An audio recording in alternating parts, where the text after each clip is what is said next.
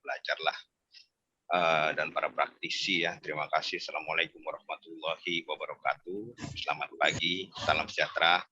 Senang kami diajak bergabung. Sebenarnya ini adalah merupakan opportunity juga bagi kami gitu, untuk salah satu pilar ya, organisasi kami dalam membangun institusi adalah bagaimana nanti kami akan lebih menjalin kolaborasi dengan teman-teman di dunia akademis, jadi universitas, pusat-pusat penelitian, karena memang setelah perjalanan beberapa waktu gitu ya, ketika kami membangun ICT di Bea Cukai, ternyata memang memerlukan juga insight-insight dari dunia akademis, sehingga ketika kami diundang untuk coba memaparkan apa sih yang sudah kami buat gitu ya, apakah sesuai dengan pattern yang ada, sesuai dengan ilmu yang ada, itu nanti kami minta masukan.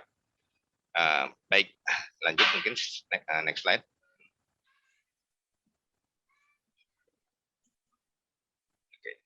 Jadi Bapak Ibu sekalian, teman-teman mahasiswa, para pembelajar, pertanyaan mendasar gitu ya, kenapa sih kok Bea Cukai saat ini mungkin boleh dikatakanlah kami sedikit bangga, salah satu yang dalam implementasi IT-nya sudah merambah ke ICT, Information Communication and Collaboration Technology. Mungkin juga sering didengar di banyak berita gitu bahwa backbone dari National Logistic Ecosystem saat ini sedang dibangun dan dikembangkan oleh Bea Cukai yang menjadi backbone kolaborasi ekosistem terkait logistik ya, government to government, government to business, bahkan sampai enabling business to business. Karena memang tugas kita itu ada 4 ya, teman-teman semua. Jadi ada industrial assistant, itu bagaimana sih kita membantu industri ya, agar itu bisa berkembang ya, apalagi di era pandemi ini. Demikian juga memfasilitasi perdagangan agar tetap lancar keluar masuk border. Lalu sebagai juga bagian dari penegak hukum, community protector, dan revenue collector. Ada 4 fungsi yang kalau kita lihat itu ada sebenarnya ada 3 dilakukan oleh 3, immigration, karantin, dan bea cukai ya. Tetapi yang menjadi backbone dari sistem saat ini memang diakui adalah sistem yang ada di bea cukai, karena next slide please. Bisa dilanjut slide.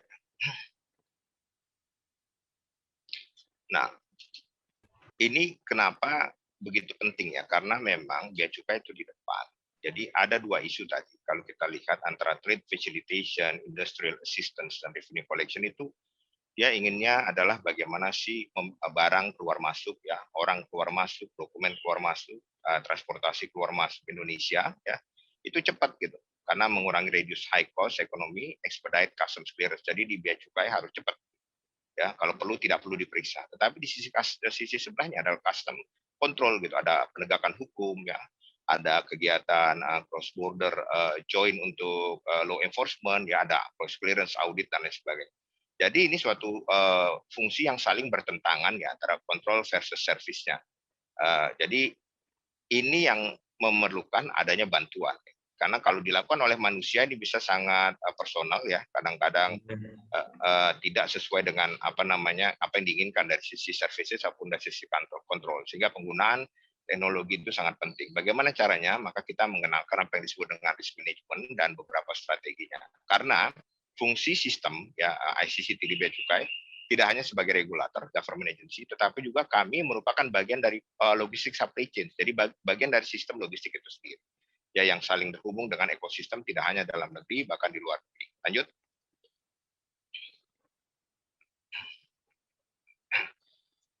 Selanjutnya kita lihat Bapak Ibu sekalian, mungkin slide-nya.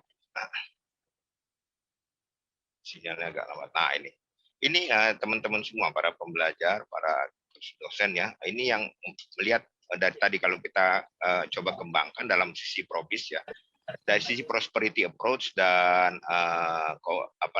security approach, itu tugas yang harus dilakukan oleh Bea Cukai itu mengawasi arus barang, arus dokumen, arus orang, arus uang, dan arus transport. Jadi 5 pilar itu keluar masuknya melalui border, bahkan pergerakan domestiknya itu harus diawasi, sehingga diawasi, ditata, dikelola ya, dan bahkan mungkin diberikan fasilitas-fasilitas untuk kepentingan-kepentingan tertentu. Nah, ini bukan tugas yang mudah. Kenapa? Karena sistem yang ada di bea cukai itu sifatnya adalah transaction based, bukan batching yang bisa ditunda gitu ya. Jadi kalau ada pengawasan barang, dokumen, orang, uang, transport itu bisa pada saat yang bersamaan itu dilakukan real time on demand. Pada saat itu juga hanya punya waktu sekitar 4 jam ya KPI kita untuk mengambil decision making, barang ini boleh lewat kah, dokumen ini bisa diproses kah, orang ini boleh keluar masuk kah, uangnya boleh ditahan atau boleh dilanjutkan, transportnya juga demikian.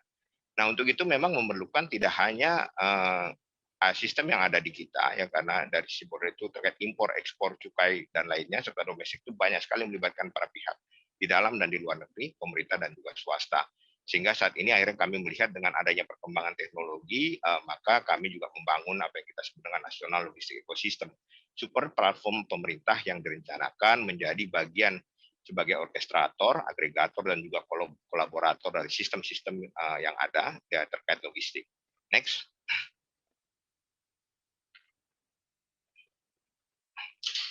Lanjut. Ya, ini sejarah ya gitu. Tadi sebenarnya kenapa sih bea cukai gitu, bukannya mau bergenit-genit gitu main IT-an enggak? Karena memang kebutuhan.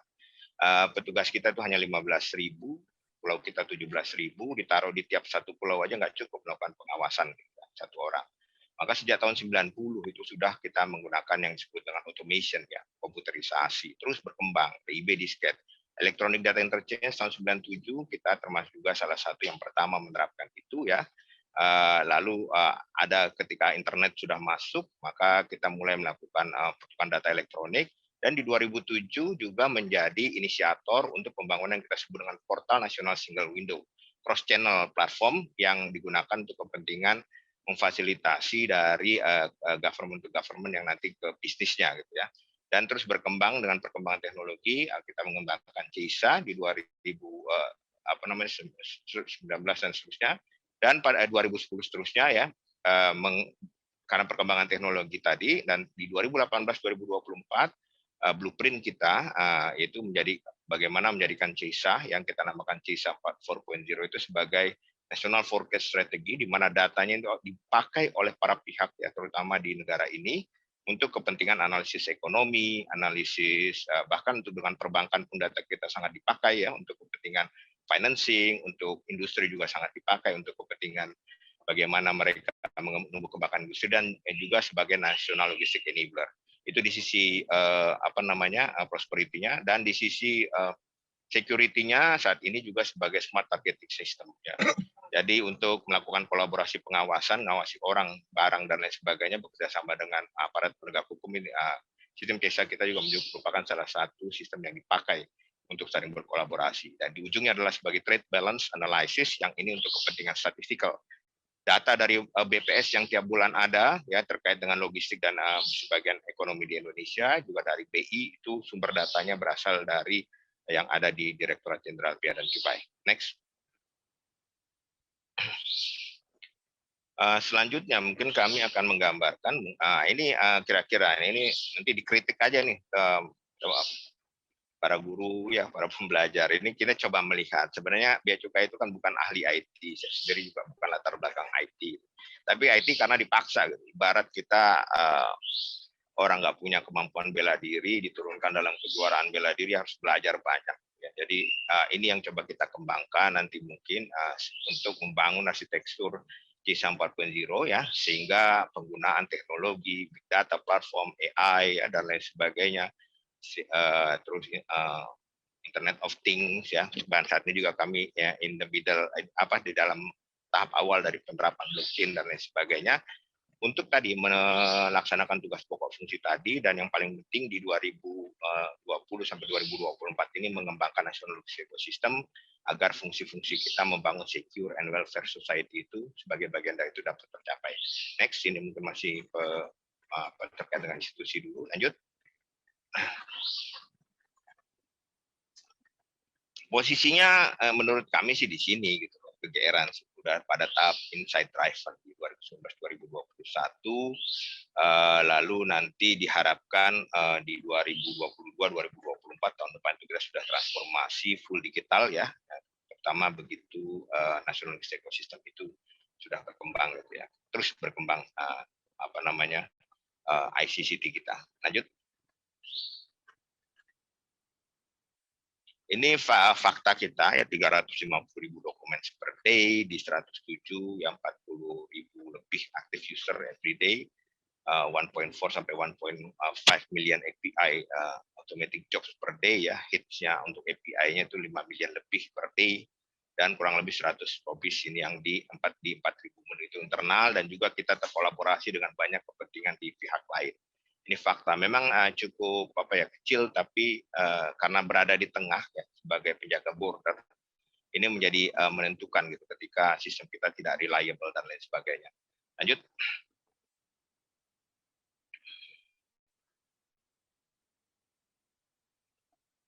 Terkait, berbicara tentang artificial intelligence, saya kira semuanya nanti kan terkait dengan data ya, AI, IoT, ya, dan lain sebagainya yang sekarang data. Itu memang intinya sih bagaimana kita memanfaatkan dan mengutilisasi data sesuai dengan tugas pokok fungsi kita masing-masing. Ini data collaboration kita kurang lebih ya. Di sisi private sudah terkait dengan perbankan dan lain sebagainya, transport, di sisi e-commerce juga sudah mulai ya. Memang saat baru Lazada, Blibli, POS ya, Shopee juga sudah on progress, FedEx, DHL, UPS, di blockchain sudah mulai kita melakukan beberapa use case dengan TradeLens dan on progress juga dengan WavePL. Instansi pemerintah saya sudah pasti ya, itu ada pihak cukai, ada polisi, KPK dan lain sebagainya, bahkan sampai ke luar negeri. Kita saat ini sedang on progress secara integrasi sistem dan kolaborasi sistem melalui program Your Export Become Import. Jadi dokumen ekspor di luar negeri pre-populated directly menjadi dokumen import di kita elemen datanya. Demikian sebaliknya. Sehingga ini kita melakukan banyak sekali perubahan-perubahan terkait dengan dokumen-dokumen. Nanti yang akan kami sampaikan berikutnya, cara kami melakukan pendekatan ya, dan sehingga akhirnya bagaimana kami mengimplementasikan artificial intelligence di Bea Cukai. Next.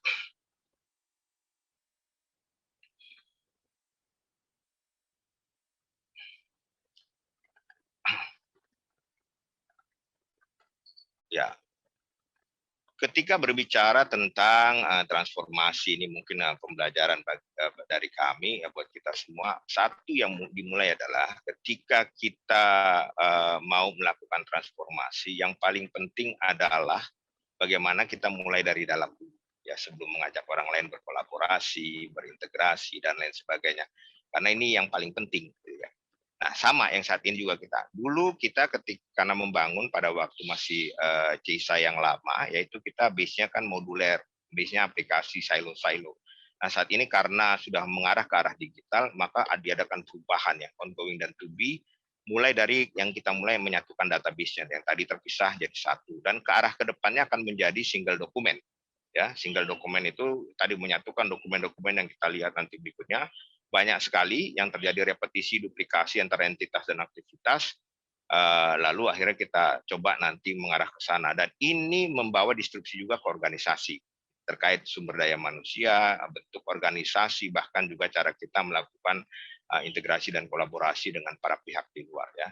Jadi kedepannya itu hanya tinggal sedikit saja, ada single core system, smart custom NXI, support, analytic, collaboration platform, mobile application, dan juga portal pengguna jasa untuk melakukan transaksi di kita. Dari sekian banyak, ada berapa ratus aplikasi yang dibangun di saat ini, dan itu sudah ongoing. Nah, ini salah satu yang kita lakukan pertama kali. Mereformasi, bicara tentang transformasi, reformasi harus mulai dari diri sendiri. Ini yang kita lakukan. Lanjut.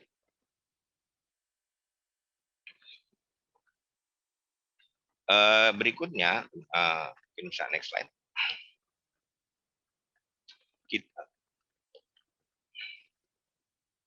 Ini yang tadi kami sampaikan beberapa. Ini Indonesian Customs Dataset ya. Yang tadi dari sekian banyak dokumen itu kita coba lakukan saat ini memang melalui single core ya. Kita ada satukan database-nya. Nah, ke depan hanya ada isi entitas dan aktivitas. Nah, begitu sudah ini sudah hanya ada DJBT dataset ya. Yang kurang lebih untuk impor 69 elemen data, ekspor 66 elemen data dari ratusan dokumen tadi, maka ketika melakukan gerakan kolaborasi dengan kementerian, stakeholders, dan other countries, kita hanya mainnya di sini. Dan ini kita harapkan bisa membawa manfaat yang luar biasa ya, terutama dari sisi efisiensi, idle capacity sharing, di mana ke depan kita akan mulai menutup itu istilah pertukaran data dengan kementerian lembaga, misalnya raw data dipindah-pindahkan, dikirim-kirimkan gitu ya. Karena itu secara infrastruktur juga nggak mahal. dan juga secara sistem menjadi tidak agile, dan untuk kepentingan big data yaitu tadi tabelnya terlalu banyak akhirnya malah buat pusing juga nanti sistem, sehingga kita sederhanakan. Ini yang kita lakukan, jadi membentuk Indonesian Custom Data Set ya. Lanjut. Nah, sekarang kita akan masuk ke teman-teman semua ke apa sih yang kita sudah lakukan. Contohnya ya, dampak dari transformasi tadi, yaitu terkait dengan data analitik dan self-service BI, business intelligence. Kenapa ini penting? Next, lanjut.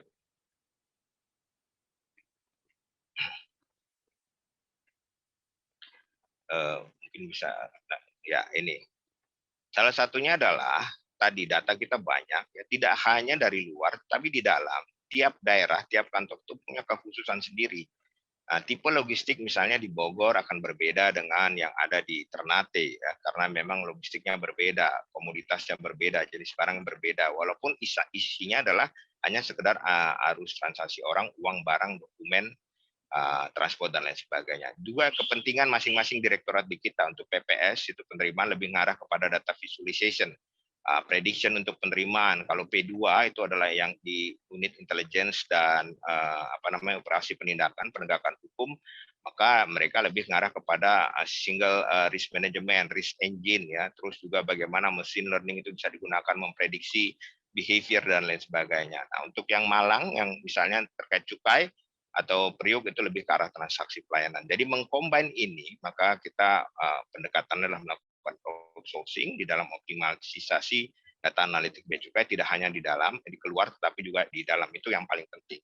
Jadi mindset bahwa institusi ini mulai dijalankan harus dengan data mindset, karena di salah satu visi dari Kementerian Keuangan itu adalah menjadi institusi yang data driven organization. Jadi data yang akan menentukan pengambilan keputusan itu hasil analisisnya, sehingga tidak hanya sekedar kemampuan atau pengalaman kita saja, tetapi juga berbasis data yang sudah kita lakukan pengolahan. Ya, next. Untuk artificial intelligence dan lain sebagainya, ini beberapa produk ya, yang satu sudah dipakai, dashboard nasional ya. Salah satunya kalau teman-teman lihat ya, ketika di era COVID itu di awal itu kan sempat terjadi rush antara produk-produk Alkes itu ya, yang sempat masker menjadi 400.000 ya, itu karena memang ada asymmetric information terkait ketersediaan barang. Nah, kami diberi waktu 2 minggu membuat suatu dashboard, membuat suatu aplikasi terkait Alkes itu, dan kita buat, dan alhamdulillah dampaknya luar biasa itu ya. Jadi asymmetric information itu bisa kita kurangi ya, dan dashboard kita bisa tampilkan berdasarkan kebutuhan para pihak, aplikasi bisa digunakan untuk layanan, maka pelan demi pelan itu harus informasi terkait ketersediaan masker, ketersediaan alat-alat kesehatan untuk penanganan COVID itu bisa kita handle, dan itu alhamdulillah dihargai oleh World Customs Organization sebagai salah satu institusi yang cepat ya di dalam membangun atau mengantisipasi COVID-19 dengan melakukan pendekatan teknologi pada saat itu. Self-service BI untuk kepentingan di dalam ya, untuk kepentingan post audit ya tadi, karena kita nggak mungkin melakukan pemeriksaan 100% di depan ya untuk seluruh tadi uang orang barang, maka kita menggunakan risk management ya, menggunakan parameter-parameter insight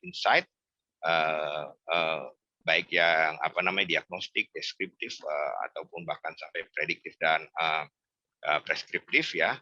Itu beberapa produknya juga yang circumvention gap analysis ini juga mendapatkan penghargaan. Saya kira ada satu tim kami di sini, Pak Iwafanda, menjadi salah satu resource person untuk terkait ini. Artinya memprediksi kira-kira orang ini kok aneh nih dalam memberitahukan pemberitahuan barangnya, sehingga perlu dilakukan tindakan-tindakan. Kalau dulu kan kita hanya berdasarkan analisis, melihat dokumen dan lain sebagainya. Kalau saat ini sudah tersajikan, ketika ada seorang masukkan dokumen ya berdasarkan data yang structured and unstructured yang kita olah, itu akan dilihat, oh si A ini harusnya diperiksa, si B ini bebas 100%, oh si A ini diperiksa 10% saja cukup dan lain sebagainya. Sampai ke sana karena memang itu kebutuhan. Dan itu yang kita gunakan di risk engine atau istilahnya penjaluran. Jadi dari sekian banyak customer kita bagi-bagi. Ada yang meng-high risk. Nah, high risk itu ya jalur merah sebutannya ya. Itu ya memang dari sisi kita, dari sisi keamanan, dari sisi fasilitasi, dari revenue, itu high risk. Maka dia harus dilakukan pemeriksaan 100%. barang yang diperiksa total, dokumen diperiksa total sampai ke belakang, harus buang orang barangnya dan lain sebagainya. Tapi di sisi lain ada jalur kuning yang kita agak mulai mengurangi intervensi petugas, lalu ada jalur hijau ya yang diperiksanya dokumen, lalu ada jalur prioritas ya dokumennya bahkan bisa dilakukan in advance, tidak perlu melakukan sehingga barang datang bisa langsung keluar, dan ada yang paling tinggi statusnya adalah authorized economic operator yang sistemnya sudah terkolaborasi dengan kita. Jadi kita part dari sistem kontrol ya perusahaan, jadi internal kontrol perusahaan. Kita ada IT inventory dan lain sebagainya. Pengawasan dan tugas-tugas yang biasa dilakukan oleh Bea Cukai kita serahkan kepada mereka. Ada istilahnya kawasan berikat mandiri, authorized economic operator. Kita hanya melakukan kegiatan kepemerintahan ketika memang ada ada indikasi-indikasi saja, informasi intelligence dan lain sebagainya. Selebihnya kita let the business play, ya pemerintah mendapatkan hasil dari pajak dan lain sebagainya. Nanti analisisnya kita lakukan belakangan ketika memang diperlukan.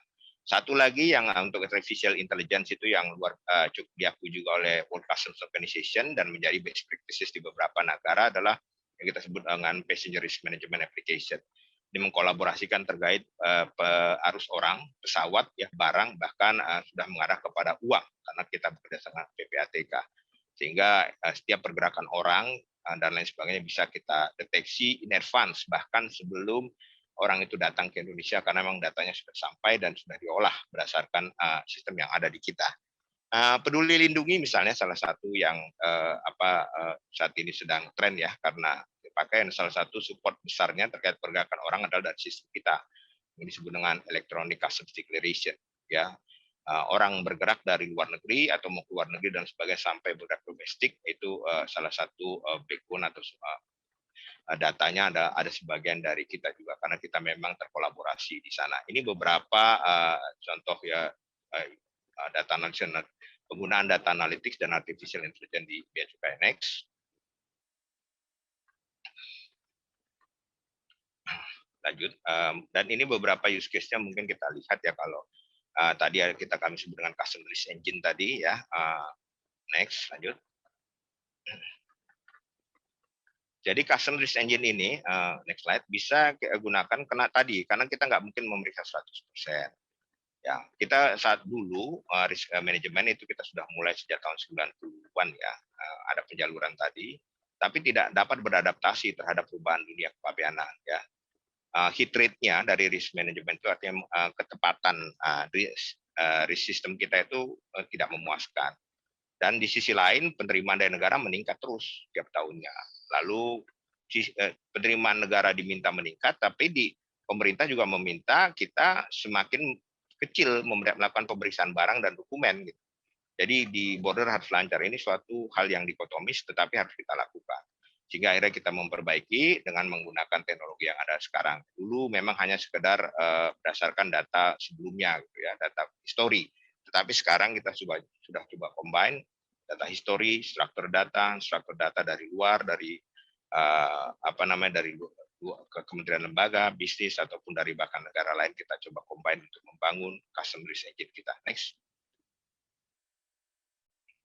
Ini modelingnya saya kira ini standar ya karena kami memang tidak punya kapasitas keilmuan, jadi ATM pendekatan yang digunakan di Bea Cukai itu bukan melakukan ATM.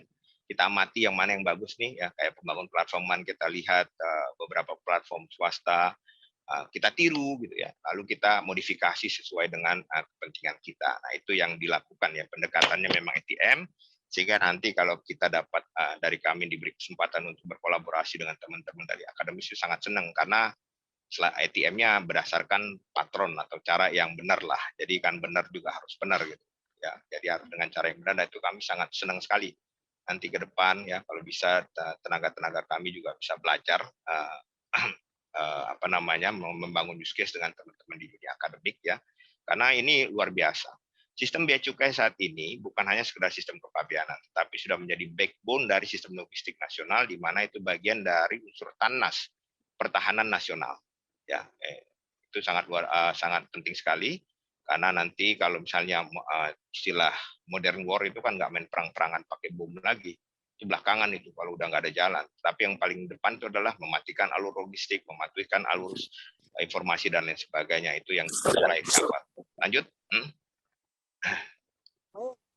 Ini beberapa hasil dari ini saya kira deployment-nya bagaimana menggunakan teknologi yang ada ya, trainingnya kita menggunakan Jupyter dan apa namanya scikit-learn dan beberapa mesin intervensi sebagai model deployment dan juga sebagai mesin brokernya saat ini menggunakan Kafka untuk hasil dari ini di respon penjaluran itu tadi ya, menentukan si Agus itu high risk atau low risk, middle risk ya, perlu diperiksa atau tidak diperiksa. Kalau diperiksanya 100%, 10%, 25% atas barang atau dokumen atau uangnya itu sudah bisa ditentukan di sistem kita. Lanjut.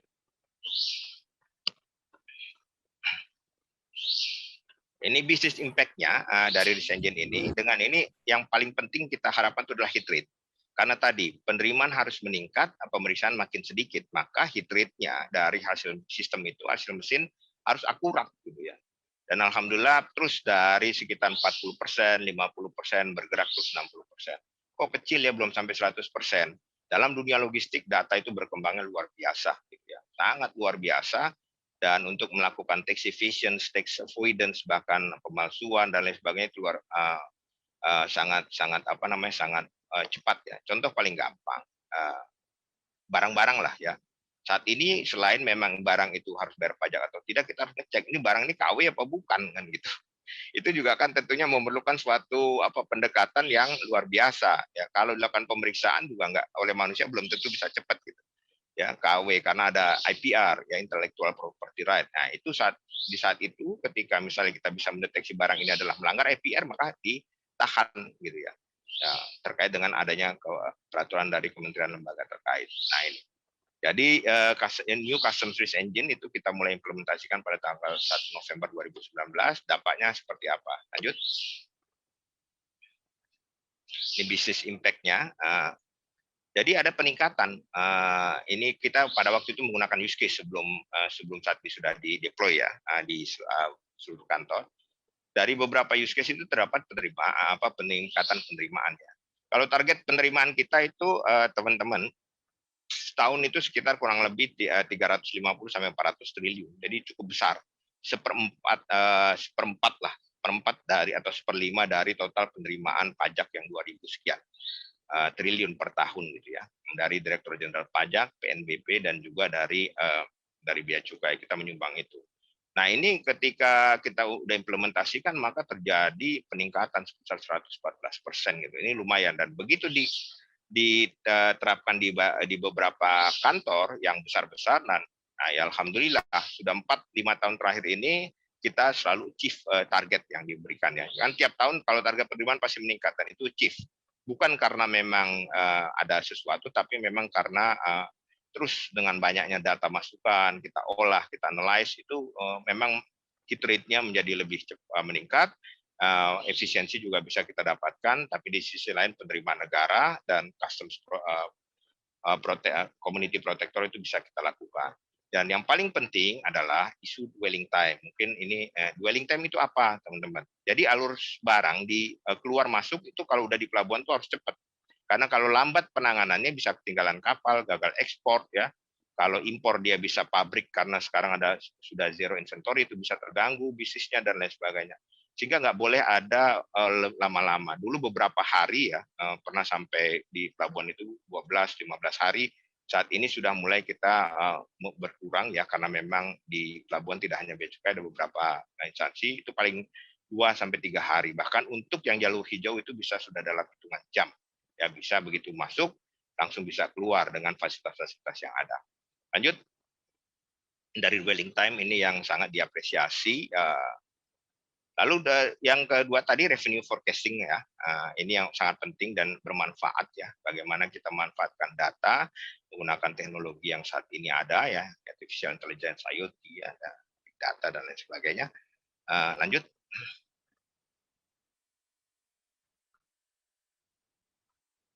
Ini saya kira base akademisnya ya, yang kita coba lihat dari belajar kebetulan di kami di Direktorat IKC yang menangani backbone IT itu ada kurang lebih 200 tenaga lah ya.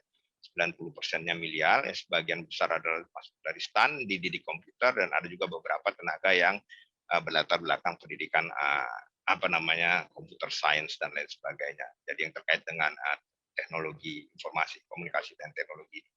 Nah, ini beberapa yang kita gunakan ya untuk smoothingnya, dan beberapa juga dari tools yang digunakan ya. Kita menggunakan Arima, Hot Winters dan lain sebagainya untuk pergerakan data-data deret waktu yang menunjukkan tren dan variasi musiman. Lanjut.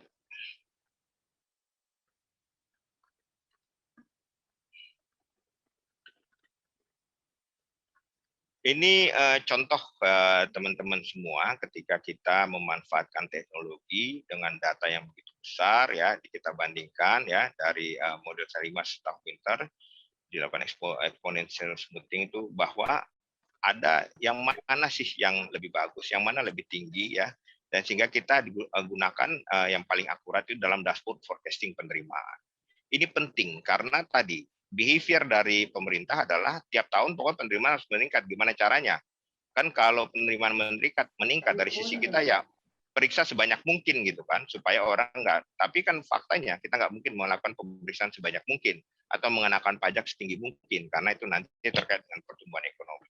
Nah, apa yang harus dilakukan, terus bagaimana memprediksi penerimaan ketika kita diberikan target, kita melakukan semacam diskusi bahwa kalau begini nggak mungkin loh, nggak masuk akal, adanya begini. Nah, itu dengan adanya penggunaan teknologi ini kita sudah alhamdulillah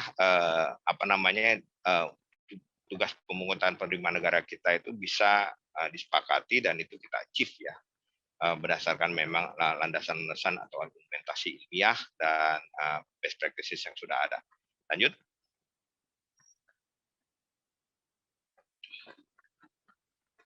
Ini implementasinya, data yang menjadi resource pada revenue forecasting, data penerimaan billing system, dan terhadap update secara real time. Nah, hasil dari revenue forecasting ini dipasang dalam dashboard yang disusun dalam platform Tableau kita. Nah, dipasang pada unit yang memiliki tugas fungsi pemantauan penerimaan, sehingga mereka melihat kalau ada pola-pola yang aneh, mereka bisa melakukan tindakan bekerja sama dengan Direktorat Intelligence kita untuk melakukan tindakan apakah perlu dilakukan pemeriksaan dan penegakan hukum dan lain sebagainya. Dan juga kita ada punya Direktorat Audit yang nanti melakukan pemeriksaan audit di belakang setelah proses selesai, proses kepabeanan selesai, setahun sekali, 6 bulan sekali, ataupun berdasarkan informasi intelijen melakukan audit terhadap perusahaan-perusahaan di dalam rangka melakukan memenuhi target kita penerimaan. Next. Ini beberapa produknya yang saat ini pimpinan sangat terbantu ya, karena untuk mengambil keputusan. Lanjut. Beberapa dashboard nasional ini digunakan dan ini dimanfaatkan oleh banyak pihak sebelumnya. Nah, tadi ada dashboard. Nah, sekarang kita ada outputnya ini ya, penggunaan beberapa ini. Ini tadi dashboard nasional ya. Ini dimanfaatkan oleh banyak pihak ini. Ya, jadi menjadi sarana memonitor, menganalisis kinerja penerimaan, juga menjadi DSS ya, decision support system bagi pimpinan untuk pengambilan kebijakan, keputusan secara tepat dan tepat melalui identifikasi tren dan berbagai indikator lainnya. Juga mudah diakses oleh seluruh pegawai ya, terutama ketika harus melakukan penindakan atau analisis ya. Lanjut.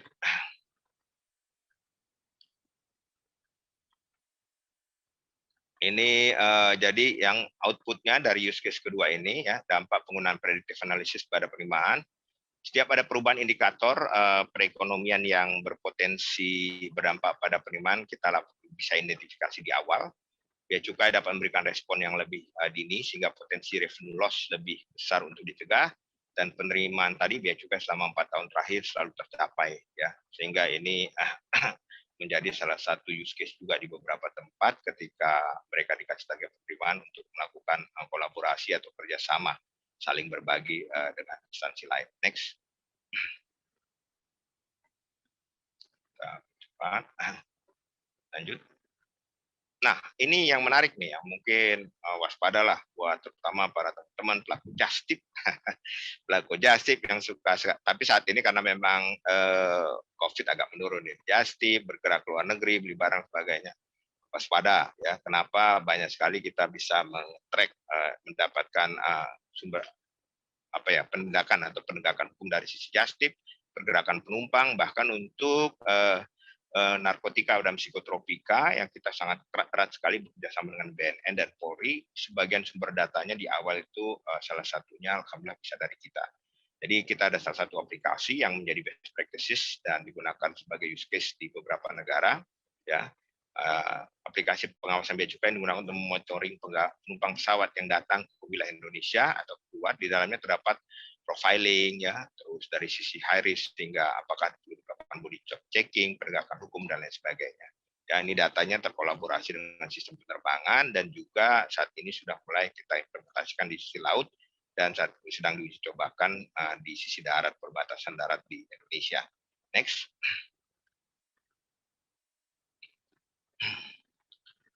Nah, ini beberapa use case ya. Jadi di PRM ini sudah menggunakan structure and unstructured data ya. Jadi ada network diagram, keterikatan antar penumpang, si Agus kalau ke luar negeri sebelahnya duduk sama siapa, dibayarin oleh siapa, nanti mau ke hotel mana dan lain sebagainya. Sebenarnya saat ini tuh sudah bisa dideteksi. Jadi kalau ada yang bilang tidak diketahui itu agak-agak sulit sebenarnya ya.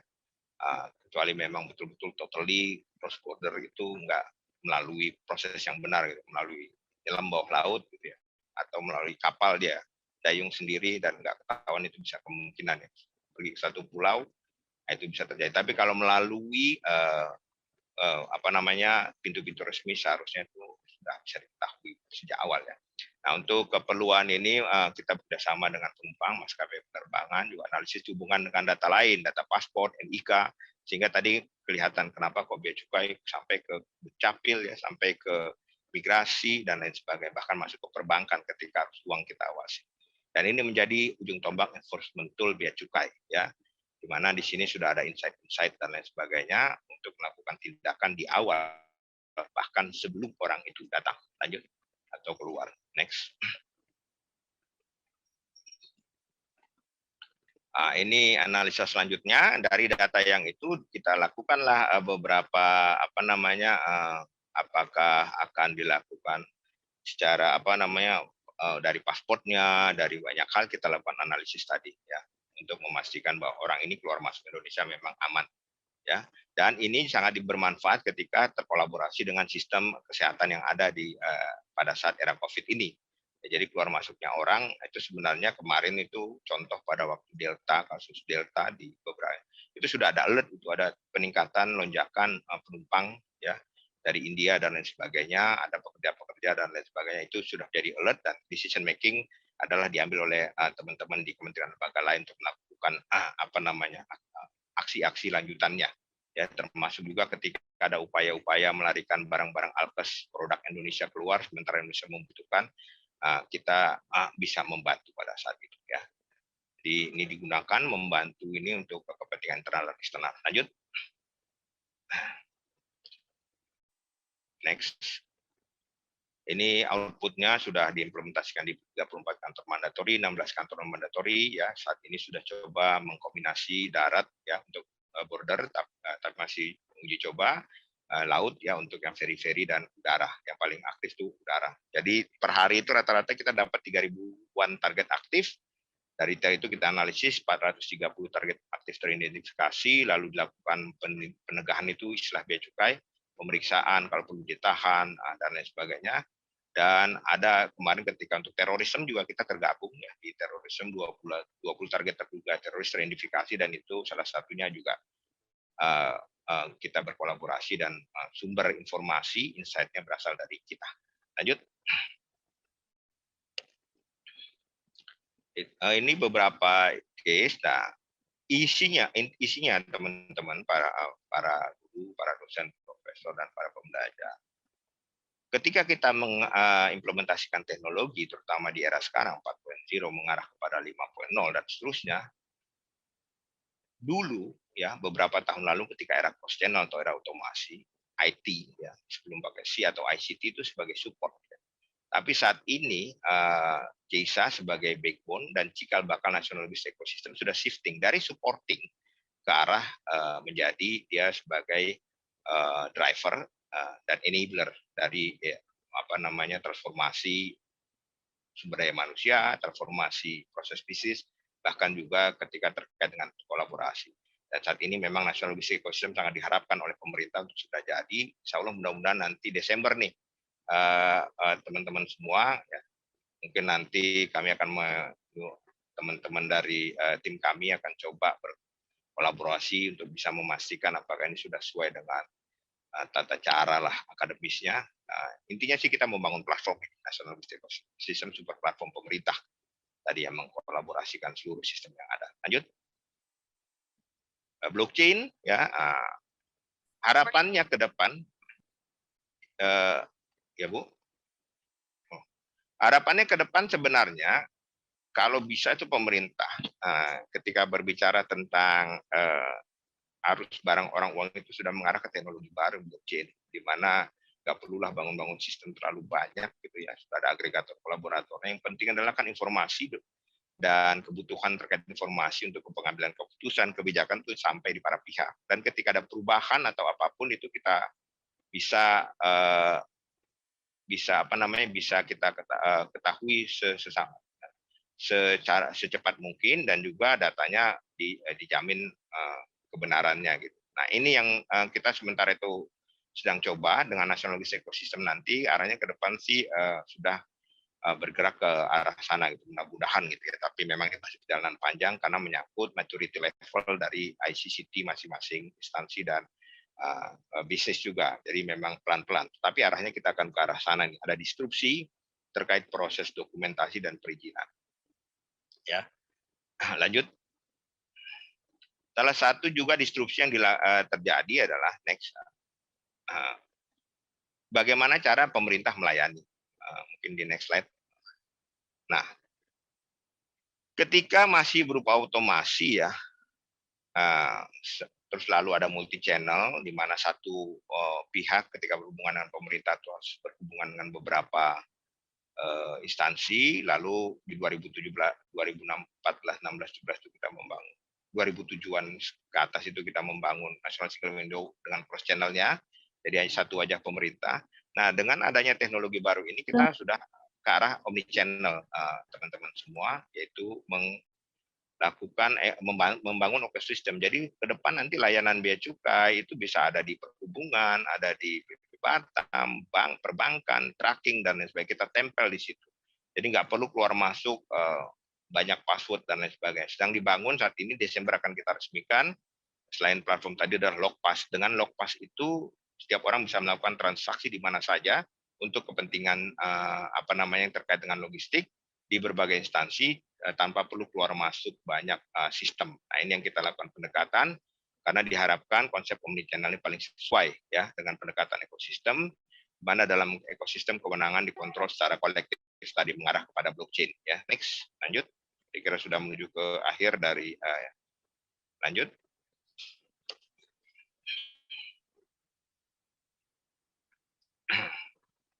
Ini yang tadi ketika sudah shifting, maka kita shifting dari sekedar supporting ke arah enabling dan driving, maka tadi backbone kita perkuat karena sudah kolaborasinya melalui National Logistic Ecosystem. Lanjut.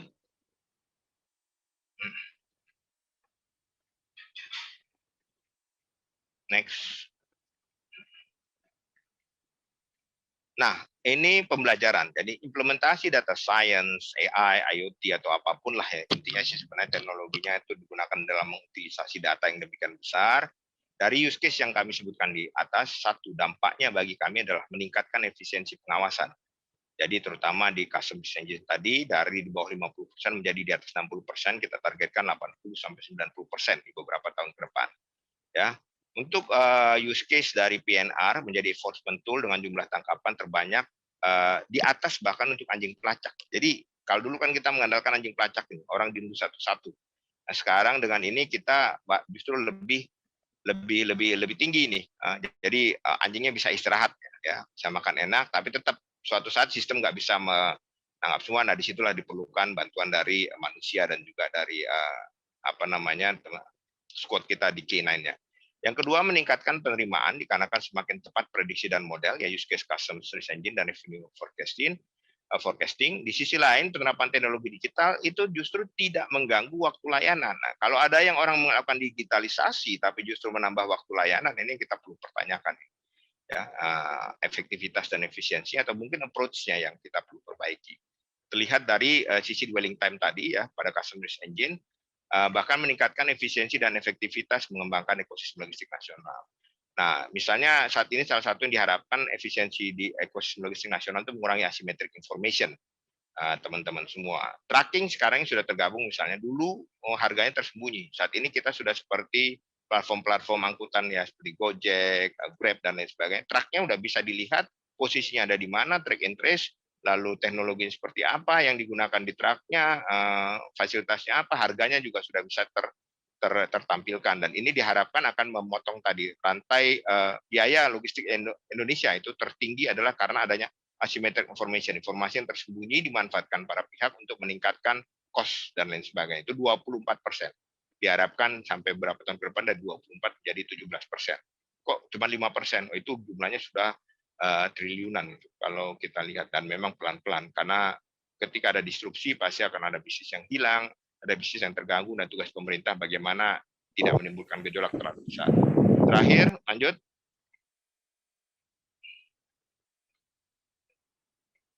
Ini beberapa aktivitas kami, nah, diawasi betul, bahkan saat ini sistem kita itu diawasi tidak hanya oleh Kementerian Keuangan, di dua Kemenko, Ekonomi dan Marves ya, terus mengawasi kita ya, melakukan kolaborasi untuk mengkoordinasikan dengan kementerian lain terkait, KPK juga, karena sistem ini ternyata bisa menjadi tools KPK, Stranas PK untuk pencegahan korupsi di bidang kepelabuhanan ya, dan juga banyak sekali para pihak yang terkait. Jadi memang dengan adanya sistem yang digitalisasi yang ternyata banyak sekali bawa manfaat gitu ya bagi bangsa, sehingga instansi lain nggak perlu bangun sistem gitu ya, cukup ya saling berkolaborasi dan memanfaatkannya ya. Bahkan di beberapa sektor swasta juga ada beberapa teman-teman yang sudah punya platform mengajak bergabung karena berbagi data, berbagi informasi ya dengan data yang diperlukan tadi, karena hasil analisis tadi ternyata bisa mengundang opportunity untuk penerimaan dari mereka, meningkatkan omset dan lain sebagainya. Kita bantu. Jadi isunya adalah ketika kita berkolaborasi saling menumbuh kembangkan, bukan untuk saling menghilangkan. Kalaupun ada yang hilang, bisnisnya itu ada disrupsi ya, mau nggak mau dia harus transfer ke dalam bentuk lain.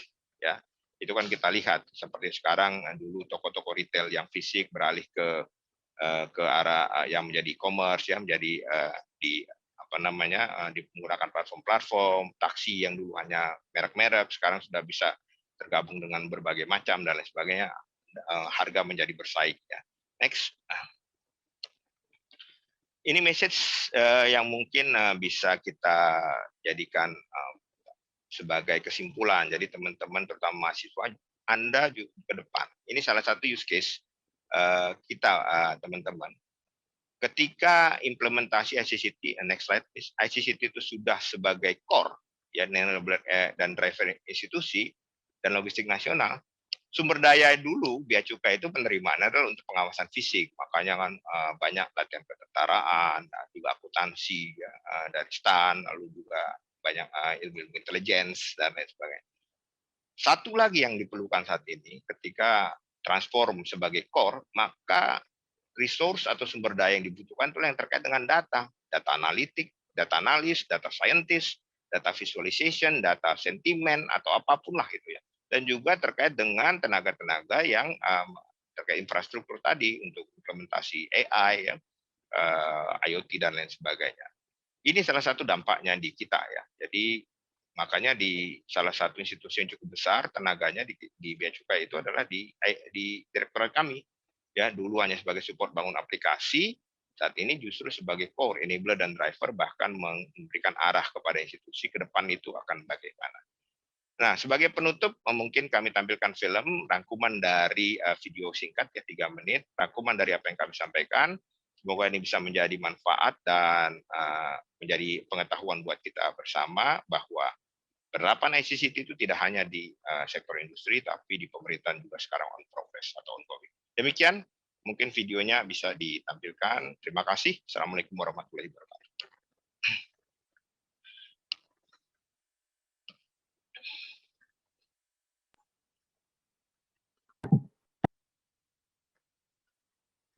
Videonya sudah lihat ya Pak ya, slide-nya? Ya, oke, siap. Sebentar, Sudah. saya jalan.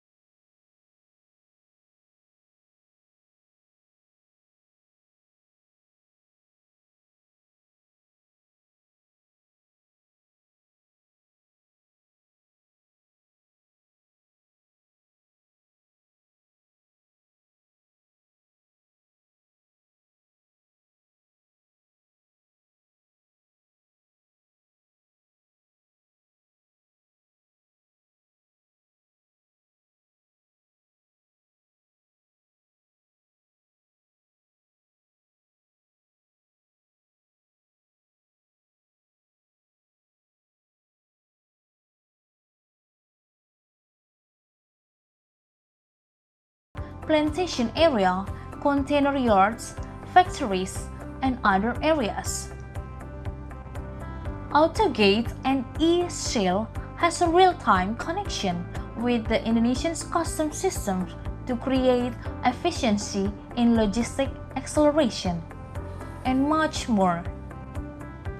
Collaborating with more than 100 private sectors such as airlines, temporary warehouse operators, courier services, shipping lines, marketplace, and more than 20 governmental entities. Indonesian Customs has been able to leverage big data functions as a national features in forecasting and prescriptive analysis. In addition, the prospect of doing through personal devices such as smartphones will also be expanded. So, the principle of bringing solutions to officers and stakeholders as working concept practices will be the key of development of CESA 4.0.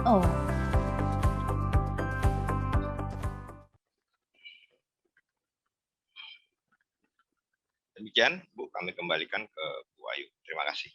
Terima kasih, Pak Gus. Ini luar biasa sekali, Pak. Betul, aduh, saya bangga sekali bahwa Bea Cukai ini sudah banyak teknologi artificial intelligence yang diterapkan ya, Pak ya. Itu Ya.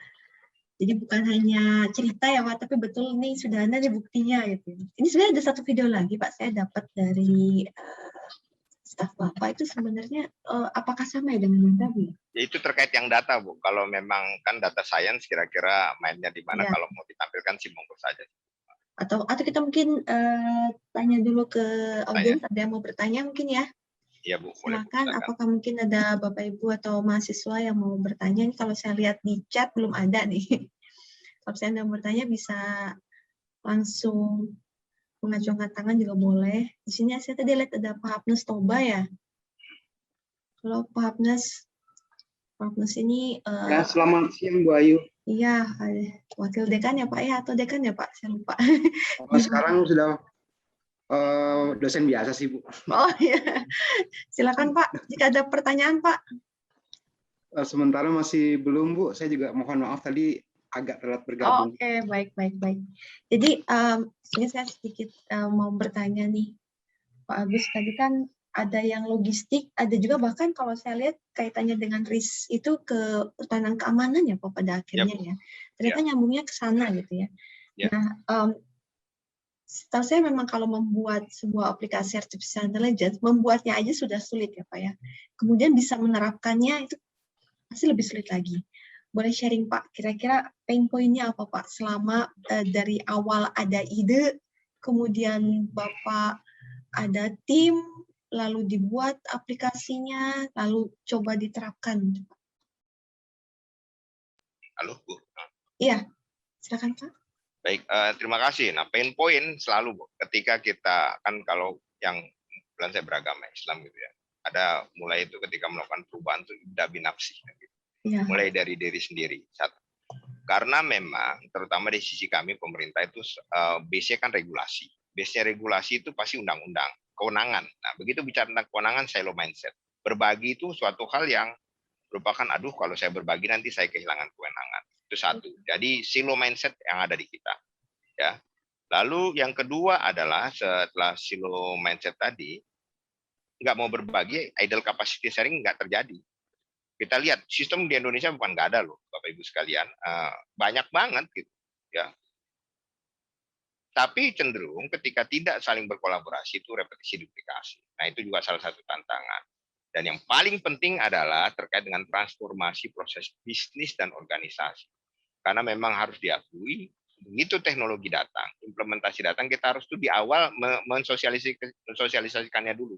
Nah ini sering kita lupa. Oh ada teknologi kita beli nih. Nah, begitu kita beli, kami juga pernah ngalamin gitu. Wah ini canggih nih. Begitu kita pasang, ternyata proses bisnisnya belum berubah, mindsetnya belum berubah. Ya. Ini ketika diterapkan akhirnya kelihatan loh ini nggak efektif atau apa, wasting dan lain sebagainya. Nah pain point-nya tadi yang ke dalam adalah sebelum kita menerapkan teknologi, ya apalagi yang terkait dengan penggunaan utilisasi data yang terkolaborasi dengan banyak para pihak, di awal kita harus bicara dulu dengan para pihak atau stakeholders.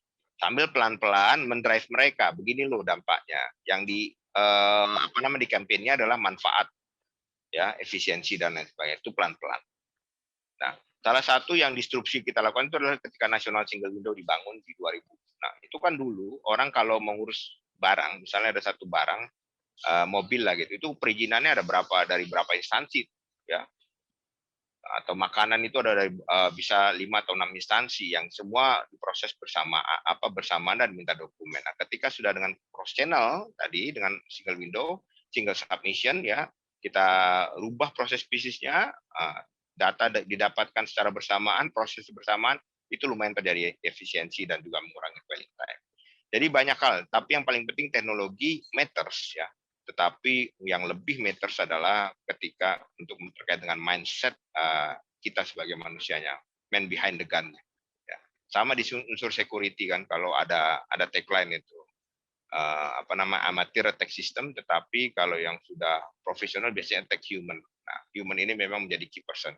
Tetapi human bisa dirubah ketika kita lakukan sosialisasi di mana manfaat penggunaan teknologi terkait dengan yang digitalisasi ini sangat luar biasa manfaatnya. Dan itu kita ya, dan harus juga use case, Ibu Bapak sekalian. Jadi memang penerapannya nggak bisa langsung implementasi nasional atau masif, kita gunakan use case. Ini loh dampaknya ini peningkatannya sekian-sekian, manfaat sekian-sekian, itu membuat ketertarikan itu memang memerlukan waktu. Ya, itu di sisi kami, apalagi kalau udah di sisi Indonesia. Demikian Bu, mungkin jawaban dari kami. Itu berarti dari tahun 2000 kan tadi pertama dipakai itu 2019 ya Pak Agus ya? Kalau yang cross channelnya, yang dengan National Logistic System dari 2006-2007 ya, yang sudah mulai menyatukan. Jadi internet itu kita sudah mulai dari tahap-tahap awal. Kalau kita lihat dari sejarahnya, otomasi tahun 90-an ya, otomasi komputerisasi itu dulu masih pakai AS400, apa Regatta atau apa nama S36 kayak gitu, pasang mesti COBOL terus ke internet. Nah, begitu internet kita centralize. Jadi dulu desentralisasi, centralize. Ya, begitu centralize cross channel kan. Cross channel dengan adanya single window tadi. Nah, saat ini kita moving ke omni channel. Jadi layanan bea cukai diharapkan bisa diakses dari mana saja. Di Kementerian Perhubungan dan lain sebagainya, atau di swasta, di perbankan. Saat ini kami sudah berkolaborasi dengan teman-teman di perbankan, di mana data-data kita digunakan juga bisa dimanfaatkan untuk kepentingan financing yang dibutuhkan oleh para pihak tadi. Itu jadi memang prosesnya panjang sudah dari tahun 90-an ya kalau terkait penggunaan teknologi. Ya, kalau terkait dengan IT di tahun 90-an ya, Pak Agus ya.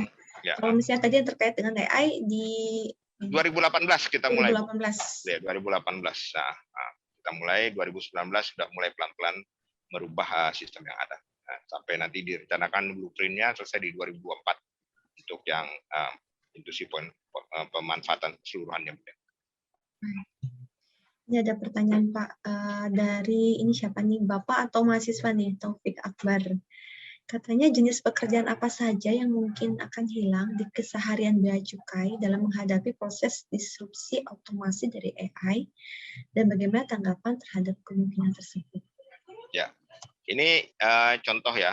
Jadi misalnya salah satu ya ketika AI ini sudah ada, insight itu real time on demand muncul di komputer. Dulu kan kita kalau meriksa dokumen tuh ngecek dokumen satu-satu. Mana dokumen uang, keuangan, mana dokumen pengangkutan, dicek satu-satu. Ya. Lalu bagaimana mana dokumen barang, pemeriksaan pun dilakukan secara fisik. Nah, dengan sekarang insight yang diberikan itu sudah sejak awal ketika ada nomor PIB atau PEB, pemberitaan impor barang atau pemberitaan ekspor barang diperiksa sekian persen, atensinya di sini. Ya. Nah, itu sudah cukup mengurangi, terutama kalau di kita itu yang akan ada potensi hilang disebut dengan PFPD, pemeriksa fungsional dokumen. Ya, ada fungsional kita yang memeriksa dokumen untuk melakukan pemeriksaan dan juga kemungkinan pemeriksaan fisik barang karena sudah menggunakan tadi image detection dan kalau untuk orang face recognition dan lain sebagainya. Itu salah satu dampaknya ya. Yang kedua ya di sektor organisasi. Saat ini misalnya di kami sedang transformasi. Saat ini kan direktur kami itu ada terkait SPSI ya, perencanaan sistem informasi, PSI yang untuk melakukan development dari aplikasi ya. Lalu ada PLD yang untuk layanan data terkait dengan pengolahan data dan juga PKIMLI untuk layanan. Itu udah ada arah ke depan ada isu security nih, SOC ya, Security and Operation Center yang harus dulu karena datanya sudah luar biasa tadi dan fungsinya sudah tidak hanya layanan logistik tapi pertahanan nasional, keamanan dan ketahanan nasional. Itu juga sudah mulai tumbuh-tumbuh data baru. Dulu intelligence dilakukan banyak fisik ya, kita melakukan pergerakan ke lapangan, cari ya. Sekarang intelligence itu di belakang komputer. Fisik diperlukan ketika hanya akan melakukan tindakan. Nah, ini merubah. Jadi mungkin kalau dibilang hilang, ada yang hilang mungkin, tetapi lebih banyak ke transformasi sehingga utilisasi sumber daya itu lebih tepat ya. Jadi manusia dipergunakan memang tugas-tugas yang khusus harus dilakukan manusia, di mana mesin tidak mampu seakurat manusia lah karena memang ada hal-hal yang manusia mempunyai kelebihan. Tapi yang selebihnya bisa dilakukan oleh mesin itu kita mulai pelan-pelan ke arah sana. Demikian Bu Ayu. Iya, bagus. Jadi yang sifatnya repetitif dan dia mudah diprediksi gitu ya Pak, itu dilakukan oleh mesin, nanti manusia akan melakukan yang di luar itu ya Pak ya? Iya, betul. Butuh kecerdasan yang lebih gitu. Dan mungkin juga dari artificial intelligence, mungkin ada masih belum akurat 100%, jadi ya, masih walaupun sudah deep learning, tapi kan kadang-kadang manusia yang bikin Bu ya, itu yang bahayanya itu mengawasi manusianya. Jadi tetap ada ya Pak ya, ada petugas juga di situ walaupun jumlahnya mungkin berkurang gitu ya Pak ya. Berkurang, ya. Jadi tadi penekanan dari Pak Agus bahwa sebenarnya orangnya sih tetap bekerja di situ ya Pak, tapi kapasitas dia yang dinaikkan. Gitu. Baik, terima kasih Pak Agus. Ini ada pertanyaan berikutnya dari mahasiswa Pak, dari Universitas Singapura Bangsa, Karawang, dari Arif. Izin bertanya, kalau dataset dari DJBC, apakah boleh diakses oleh publik, misalnya untuk kebutuhan penelitian skripsi atau yang lainnya? Ini mungkin maksudnya dataset yang tidak konfidensial ya, yang mungkin sudah anonim atau apa yang bisa digunakan untuk penelitian misalnya. Ya, baik. Itu pertanyaan. Kalau untuk penelitian kami terbuka ya, banyak mahasiswa itu dari berbagai instansi, bahkan lembaga-lembaga penelitian itu bekerja sama dengan kita ya, itu kita terbuka. Tapi memang yang dibagi karena adanya undang-undang terkait kerahasiaan data, terkait entitas ya, dan aktivitasnya secara detail tidak bagi. Kita ada data martnya, nanti kalau yang sudah teragregasi ya, lalu untuk kepentingan analisis yang bisa digunakan itu itu kita terbuka kok. Tinggal kalau mau melakukan penelitian apa itu banyak mahasiswa saya kira saat ini ada beberapa dari universitas itu ya yang ke kita dari ITB belum ada ini sementara ini mungkin lebih banyak ke daerah Jawa Barat dan sekitarnya, tapi dari beberapa yang ada di sekitar Jakarta itu sudah sering sekali ya untuk melakukan itu. Jadi kita terbuka, tetapi memang tadi tidak akan memberikan data entitas, misalnya Agus, nomor NIK dan detail, terus melakukan apa saja enggak. Itu hanya untuk kepentingan penegakan hukum. Jadi kita berbagi data entitas dan aktivitasnya ketika untuk penegakan hukum dengan kepolisian, ya, KPK atau dan sebagainya. Tapi kalau untuk analisis, ya itu kita berikan data yang sudah sudah diolah ya dalam bentuk visualisasi yang bisa dimanfaatkan untuk penelitian. Demikian. Nah, secara prosedur gimana tuh Pak Agus kalau misalnya Kirim surat aja Bu ke Direktur Jenderal. Tinggal kalau misalnya ada mau penelitian nih, kemarin itu ada misalnya terkait dengan trade ya. Jadi isunya di trade, tapi kan pasti akan berhubungan dengan kita ya. Dampak misalnya FTA gitu, Free Trade Agreement terhadap industri gitu ya. Nah, atau mungkin kalau dari teman-teman yang di computer science ini, komputer dan turunannya ini, misalnya ingin dampak dari penerapan yang kayak tadi teknologi informasi dan lain sebagainya, apakah bagi organisasi, apakah bagi logistik, monggo saja nanti kita tinggal bisa elaborasikan. Justru kami ingin dapat masukan itu lebih banyak, siapa tahu kan masukan dari teman-teman itu ada yang belum kita capture gitu ya, itu manfaat buat kita. Demikian Bu. Jadi kolaborasi apa ya, jadi ada berapa nih, triple helix atau gimana gitu? Ya gitu, triple helix ya. Mudah-mudahan juga kita lagi mau hackathon juga nih nanti dalam waktu dekat. Wah siap Pak, nanti bisa diinformasikan supaya teman-teman mahasiswa banyak yang ikut Pak. Kalau Kementerian Keuangan kemarin udah ada beberapa, bahkan sampai ke Pemda kita sertakan juga, itu lumayan sertanya. Kalau untuk yang kompetisi data analitik kita masih di internal ya, tapi nanti ke depan mungkin kita coba lah dengan keluar ya. Dan pesertanya juga luar biasa, anak-anak sekarang ternyata kayak suka banget dengan data. Mereka jadi lebih semangat Pak, kalau misalnya ada lomba-lomba, betul, jadi lebih semangat. Jadi belajar juga nggak usah kita suruh Pak. Motivasi belajar sendiri, nyari ilmu sendiri, itu luar biasa. Ya. Baik Pak, ini ada pertanyaan lagi Pak izin dari Baby Aisyah. Baby ya. Menarik ini. Dari Universitas Mercubuana, izin bertanya, dari awal development AI, setahu Baby ini banyak sekali data dan butuh pelatihan untuk AI sendiri dan butuh waktu tahunan dan itu akan memberikan menghabiskan mungkin ya pengeluaran yang banyak. Sedangkan masyarakat Indonesia sendiri masih banyak yang mindset tentang teknologinya itu kurang. Bagaimana caranya untuk meyakinkan masyarakat tentang disrupsi dan automation dari pemerintah ini, serta apakah ada inovasi yang sedang dilakukan ke depannya? Oh, ini 2 pertanyaan Pak. Yang pertama adalah bagaimana meyakinkan masyarakat tentang disruption dan automation ini. Baik, jadi memang betul ketika ada teknologi baru pasti akan ada dampak lah dari disrupsi itu ya. Dan ini potensinya banyak sekali. Apalagi kalau yang sudah di zona nyaman itu biasanya enggan itu karena bisa sulit terganggu. Nah, untuk meyakinkan masyarakat ya agak berbeda sih. Jadi memang gini, ini yang mungkin merupakan salah satu advantage dari Bea Cukai. Suka nggak suka gitu ya, mau nggak mau Bea Cukai ketika Anda lewat border gitu ya, mau bawa barang, bawa uang, bawa sarana pengangkut, dokumen dan lain sebagainya harus berhubungan ya, mau nggak mau. Jadi itu salah satu memang advantage yang tidak dimiliki oleh teman-teman bisnis ya ketika berhubungan dengan bisnis to bisnis. Nah, namun demikian kita juga nggak sewenang-wenang ya, nggak sewenang-wenang karena regulator lalu kita mengatur tanpa melibatkan climate atau iklim yang environment yang ada di teman-teman swasta. Kita banyak bergabung. Ya. Jadi untuk meyakinkan masyarakat yang dilihat adalah manfaat. Masyarakat sebenarnya kan dalam konteks umum itu nobody like to pay taxes. Nggak ada orang yang suka bayar pajak. Ya, siapapun itu. Ya karena kan siapa yang kerja, terus negara mengut pajak. Satu, itu ada giumnya. Yang kedua, nobody like to see customs officer in the border. Karena pasti kalau nggak diperiksa, dia lebih lama, dan lain sebagainya. Nah, mindset ini kan menjadi handicap juga. Di satu sisi kita punya kelebihan, nah itu bagaimana mengkomunikasikan adalah menjanjikan bahwa sistem yang kita bangun itu, ya, atau bukan menjanjikan, membuat sistem itu, ya, bahwa ini justru untuk meningkatkan kenyamanan. Daripada ente diperiksa fisik, daripada ente bayar pajaknya diuber-uber di belakangan. Nah, ini kita in advance pemberitahuan, data diberitahukan secara benar, sehingga ketika sudah waktunya justru makin cepat, dan kita berikan privilege ketika orang itu semakin patuh kepada rules of the game yang ditentukan menyangkut cross border ini.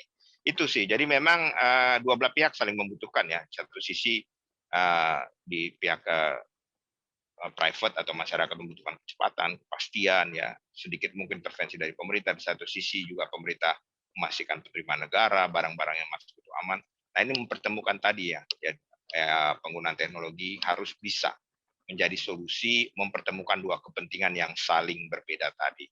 Dan ini memang perlu sosialisasi, tetapi tadi karena memang nggak ada pilihan lain, tiap orang lewat border, tiap barang lewat border harus ketemu, ya mau nggak mau kita bernegosiasi. Nah, itulah prosesnya. Saya kira itu, Bu. Nurut ya, Pak, ya? Hah? Harus nurut pokoknya, ya, kalau masyarakat. Ya, nurut, tapi kita nggak boleh menang-menang juga, iya, Bu. iya, Harus Pak. tetap memberikan layanan yang prima lah buat mereka, karena pembayar pajak mereka. Tapi emang keren sih, Pak. Tadi pas waktu misalnya di airport itu Ya, udah pakai face recognition, betul. itu luar biasa sih, Pak. Berarti semua data wajah dari paspor ya, Pak, ya? Benar, Paspor, ya? NIK kita dapat tuh dari luar negeri, Bu. Kita dapat. Benar. Jadi langsung semuanya bisa, yang ke airport itu langsung bisa terdata semua. Betul. Nah, kita on progress untuk image, Bu, barang, jenis barang. Jadi sehingga nggak perlu intervensi pemeriksaan fisik. Kalau sudah ada image detection tadi, jenis-jenis barang segala macam masuk dalam data kita, lalu dianalisis, ya, itu bisa mengurangi juga nanti intervensi pemeriksaan fisik petugas. Cukup lama soalnya kalau diperiksa. Bongkar satu kontainer itu bisa berjam-jam. Masukannya lagi problem tersendiri. Wah, benar juga. Baik, Pak. Ini ada pertanyaan lagi, Pak, dari Yanuar di ITS. Apakah ITS, siap. Ini kayaknya jawabannya sebenarnya iya, ya, tapi mungkin Agus bisa menjelaskan instansi atau kementerian lain yang terintegrasi dengan data bea cukai gitu. Itu pertanyaannya, Pak. Instansi lain banyak, hampir semua pasti, karena gini. Jadi negara itu kan tanah itu ada border, ya. Jadi itu, nah, border itu kan ada uang, ada orang. Ketika bicara tentang orang pasti akan melibatkan ada uang, ya, kan ada perdagangan, kan, ada barang. Nah, ada uang, ada barang, ada dokumen. Nah, untuk mengangkutnya pasti pakai sarana pengangkut darat atau udara, kan kehidupan manusia circle-nya di situ, ya. Nah, jadi ya hampir semua instansi terlibat di kita. Besok ini kami diundang dengan Kemenparekraf, ya. Akan ada rapat khusus terkait nanti kolaborasi sistem membina UMKM untuk produk-produk dari Parekraf. Kemarin sebelumnya kami dengan misalnya pengusaha kelapa sawit bagaimana meningkat. Jadi hampir semua pihak terlibat, termasuk juga contoh ini salah satu kejadian kemarin ketika kami sempat kahar, ya. Setelah sekian lama jalan tuh sempat kena kejadian kahar lah, untuk mengingatkan bahwa manusia berusaha, ada yang lebih tinggi lagi Tuhan 2 hari, Bu. Dampak dari kahar itu nasional itu sebulan. Ketika sistem kami kahar karena ada sesuatu gitu, ya, kita memperbaikinya secara cepat, walaupun cepat, ya, 1-2 hari prosesnya itu untuk up lagi, itu dampaknya berbulan-bulan. Instansi yang datang ke kita KPK, apakah kahar ini disengaja atau tidak karena mengganggu, apakah ada dari BIN, Badan Intelijensi Nasional, dari aparat pengawas, bahkan dari swasta itu mengirim surat sampai kepada level presiden tentang kerugiannya dan lain sebagainya. Jadi yang siapa saja yang terlibat, ya hampir semua sih. Karena memang bicara cross border, ya tadi, bicara tentang orang, uang, barang, dokumen, dan pengangkut, yang merupakan kegiatan kita di sehari-hari. Demikian, Bu. Ya, Pak, boleh tanya nih, Pak. Kan tadi kalau misalnya lewat udara gitu kan, ya, ketika dia sampai. Nah, ini kalau perbatasannya darat atau laut itu gimana ya, Pak? Ya, darat dan laut sama, Bu. Prinsipnya kan dia harus melalui satu tempat. Karena konsep kepabeanan adalah orang atau barang itu lewat dianggap sah atau legal ketika dia melewati pos-pos atau tempat yang ditentukan. Kalau darat itu pos perbatasan, ya, kayak ada di Entikong, Skowutung, ada juga di perbatasan timur-timur Atambua sana gitu, ya. Itu harus melalui itu. Kalau nggak di situ dianggap penyelundup, Bu.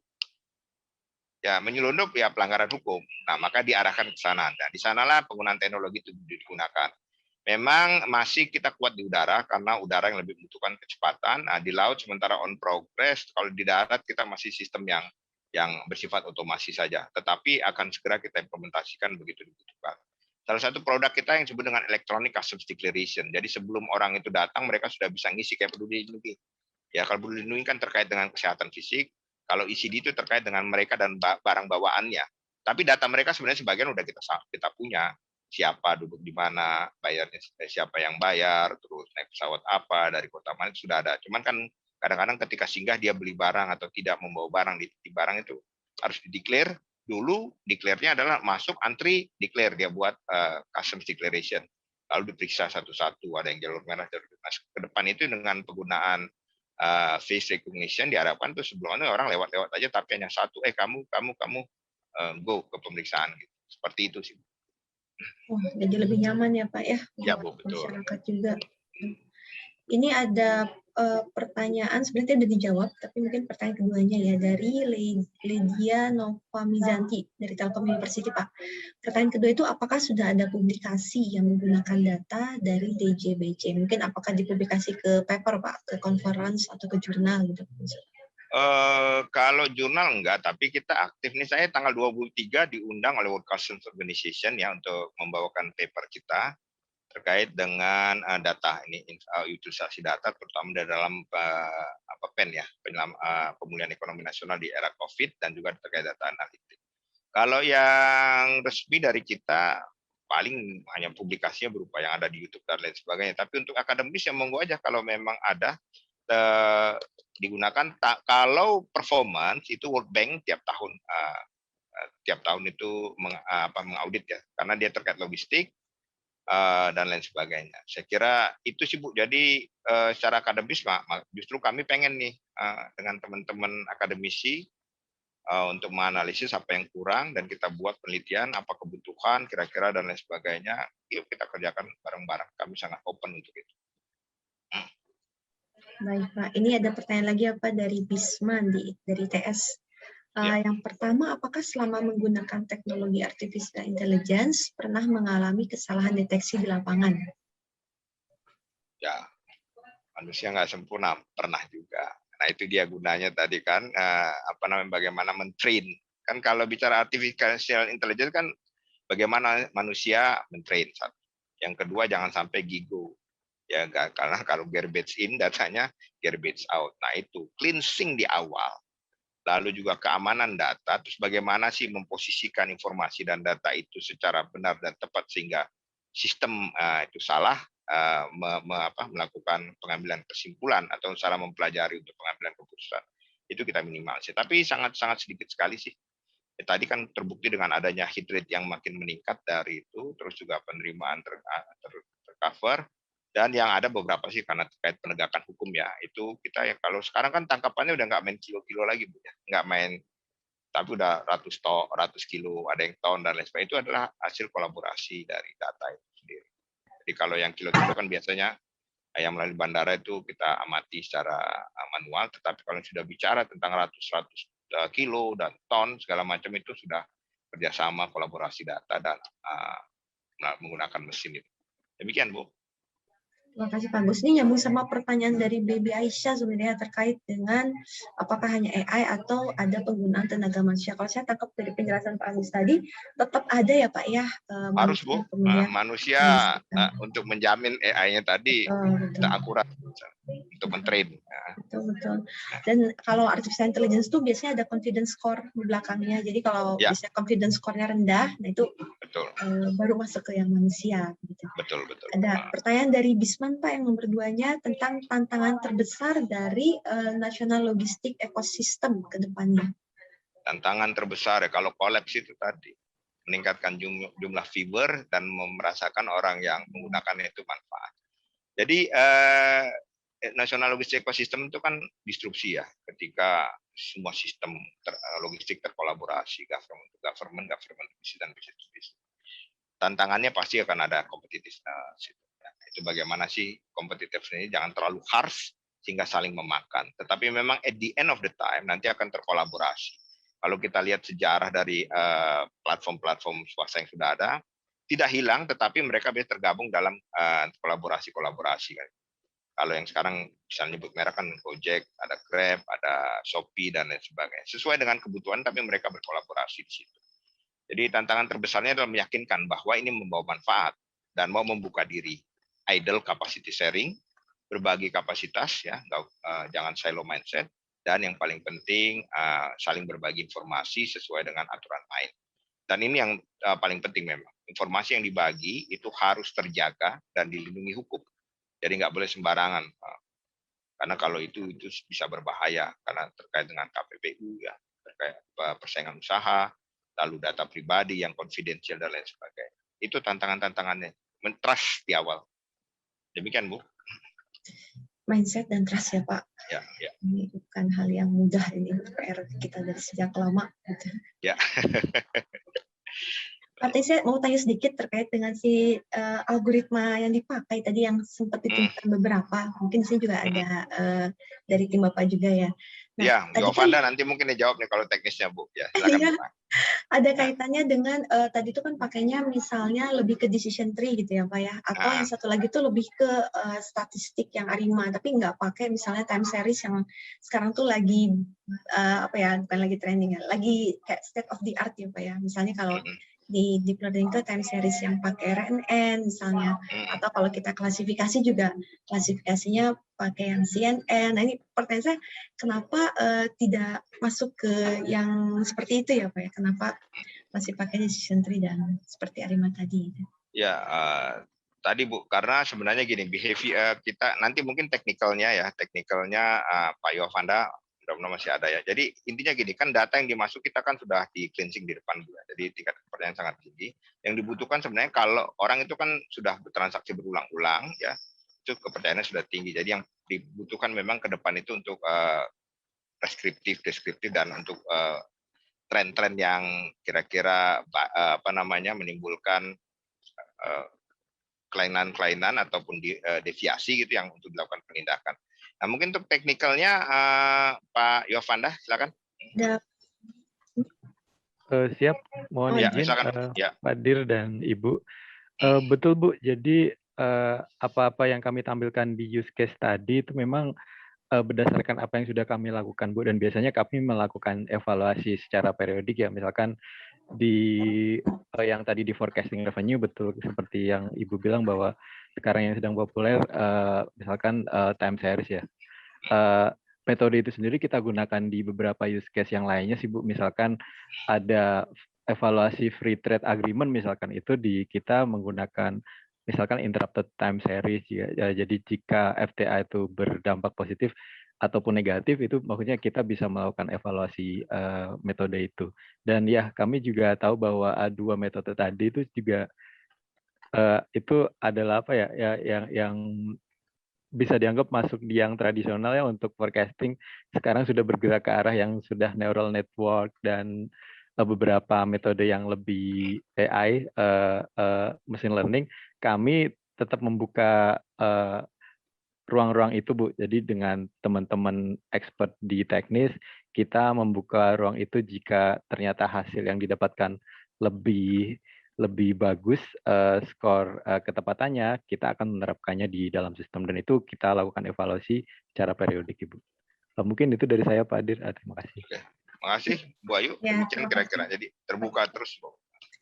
Iya, tetap ada dilakukan riset gitu ya Pak ya, terkait dengan algoritma yang dipakai. Mungkin satu lagi Pak yang kaitan dengan algoritma juga, saya melihat bahwa seringkali ini tuh kita bisa istilahnya anomaly detection.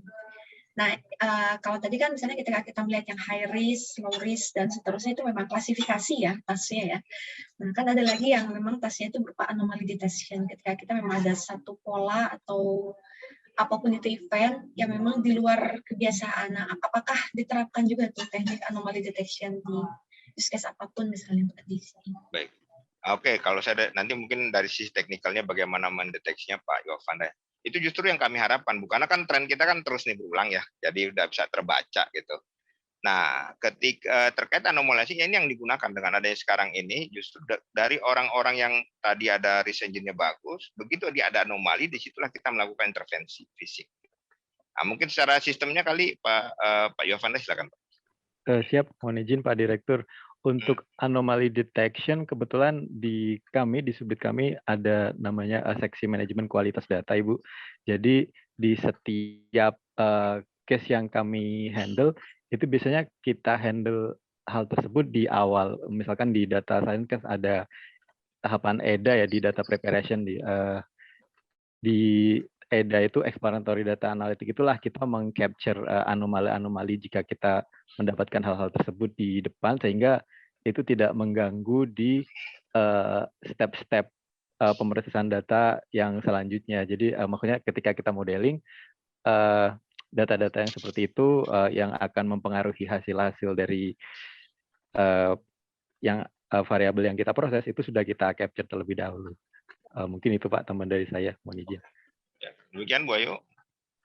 Terima kasih. Jadi anomaly detection memang itu yang dipakai juga ya Pak ya, baik dalam persiapan data. Baik, ini mohon izin saya mau menyalakan yang video yang terakhir tadi ya Pak. Ya boleh, yang terkait data. Yang terkait data. Silakan. Ini sudah terlihat ya? Ya. Data merupakan kepingan informasi yang dihasilkan dari proses komunikasi dan integrasi antar sistem yang dimiliki oleh Direktorat Jenderal Bea dan Cukai. Dengan seluruh data yang menghasilkan sebuah informasi dalam jumlah besar, juga kami gunakan untuk mengoptimasi proses bisnis.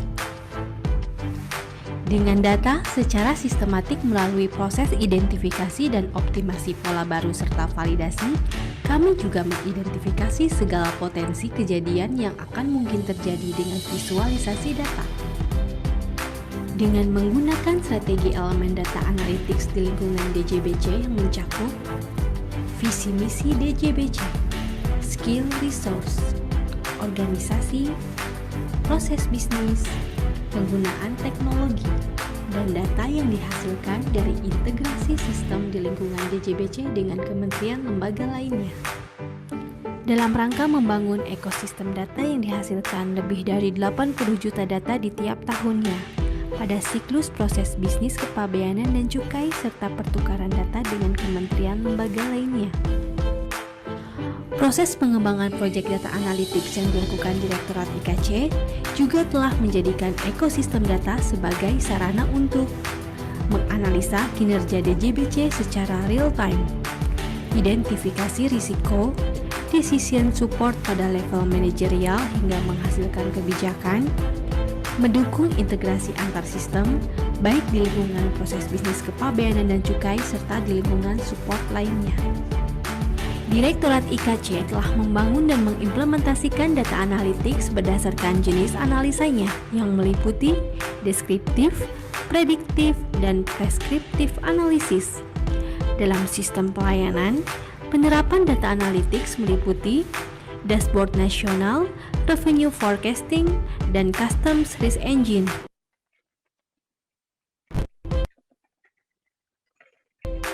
Dalam sistem pengawasan terdapat pada passenger risk management, circumvention detector, serta kolaborasi nasional logistik ekosistem dengan gerai maritim.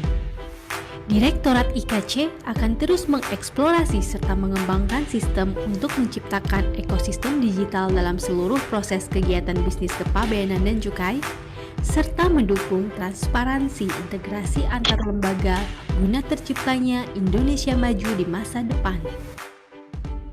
Jadi data itu merupakan suatu set informasi yang sekarang menjadi tambang emas bagi siapa saja gitu. Semua orang sebetulnya bisa menjadi bahkan bisa menjadi kaya, bisa menjadi lebih knowledgeable data dan bagaimana menggunakan data ini. We analyze, optimize, and visualize data in JSON 4.0, driving for the future.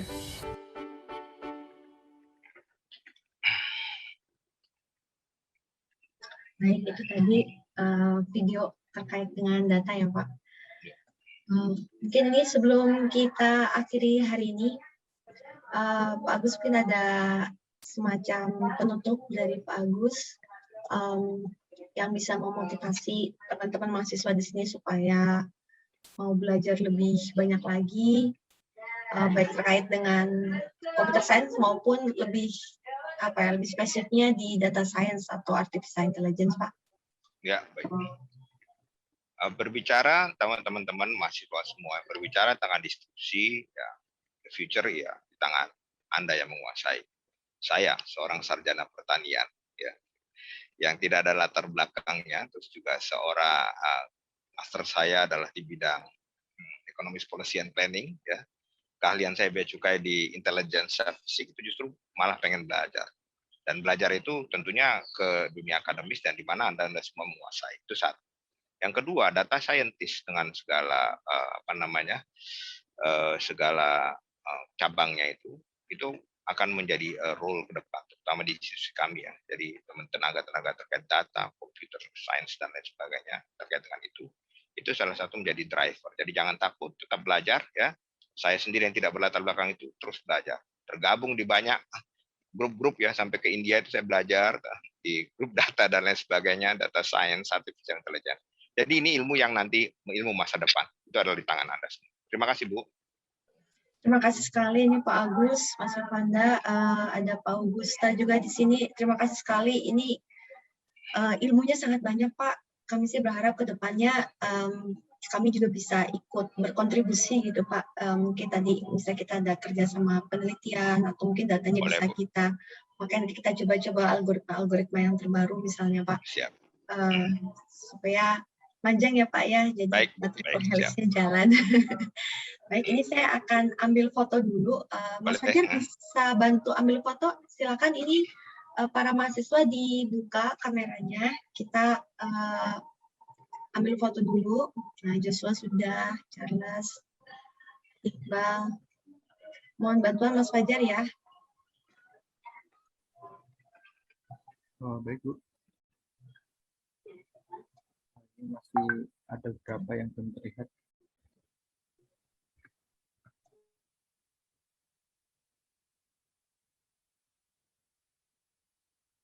Mas Fajar kasih aba-aba ya. Nanti aku senyum terus kelamaan. Saya baru sedikit itu yang terlihat, Bu. Sebentar. Ya.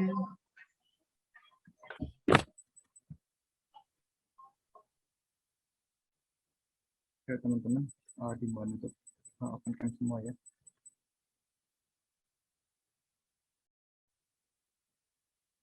Fahri Napaldi, Farhan Trisna, Ahmad Faiz, Ainun, Marilian. Atau mungkin gara-gara koneksi saya, Bu, baru sedikit yang terlihat di layar saya juga. Oke. Kalau itu dari saya deh, nggak apa-apa deh, bentar ya. Baik, ini saya ambil layar pertama ya. 1, 2, 3. Oke, kita ada lumayan ini banyak layarnya. Jadi mohon izin.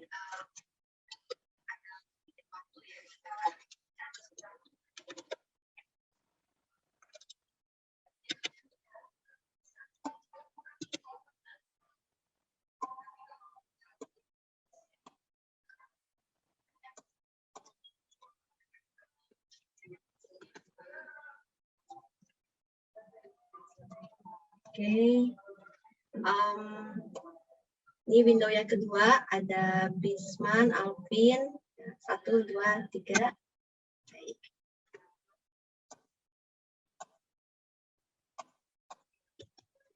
Kita ambil window yang berikutnya, window yang ketiga, ada Kadek, Calvin, Mustafa, 1, 2, 3. Ya. Banyak ya yang hadir, alhamdulillah. Insyaallah ilmunya bermanfaat. Ya, ini yang keempat, sebenarnya nggak ada yang on cam, ini yang keempat. Ada Baby Aisyah nih, mana Baby Aisyah? Parah, kita ambil aja dulu. Oke. Terus yang kelima, saya ambil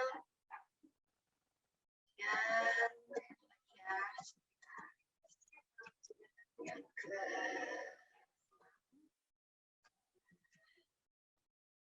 ada 6 layar.